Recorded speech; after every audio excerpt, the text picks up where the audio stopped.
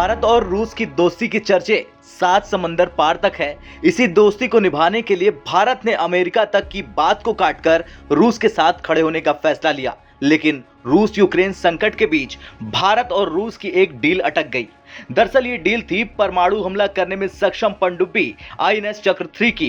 बता दें कि भारत ने रूस के साथ इंडियन नेवी के लिए परमाणु हमला करने में सक्षम पनडुब्बी आईएनएस चक्र 3 को लेने के लिए एक डील की। लेकिन जानकारी के मुताबिक ये साफ नहीं हुआ कि आखिर भारत को दी जाने वाली पनडुब्बी की डिलीवरी को रूस ने क्यों टाल दिया। हालांकि एक्सपर्ट मानते हैं कि इसकी एक सिंपल सी वजह है रूस यूक्रेन संकट, और यही मेन कारण है जारी जंग की वजह से इसमें देरी हो सकती है। चलिए अब जानते हैं कब हुई थी भारत और रूस के बीच ये डील और क्या है इस पनडुब्बी की खासियत। दरअसल भारत ने रूस के साथ इस पनडुब्बी को लीज पर लेने के लिए एक डील की थी। साल 2019 में ये डील करीब $3 अरब की थी। ये डील अकुला क्लास की परमाणु पनडुब्बी के लिए साइन हुई थी।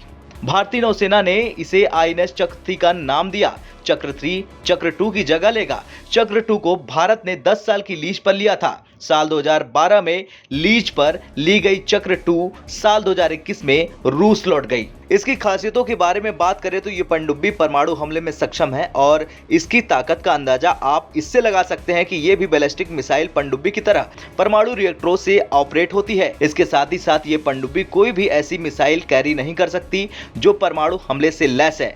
न्यूक्लियर रिएक्टर इन पनडुब्बियों को काफी समय तक पानी के अंदर रहने में सक्षम बनाते हैं। अब ये पनडुब्बी भारत आने में वक्त लगाएगी तो चीन और मजबूत होगा। हालांकि ये दुनिया ने देखा कि रूस और यूक्रेन के बीच चल रहे युद्ध पर भारत ने हमेशा से ही अंतर्राष्ट्रीय मंच पर रूस की निंदा करने से परहेज किया। हालांकि भारत कई बार कह चुका कि इस युद्ध को कूटनीति के जरिए हल किया जाए। भारत के प्रधानमंत्री नरेंद्र मोदी की सरकार ने रूसी आक्रमण की कभी खुले तौर पर आलोचना नहीं की। उन्होंने दोनों देशों के बीच युद्ध को खत्म करने के लिए बातचीत और कूटनीति का रास्ता अपनाने पर बल दिया।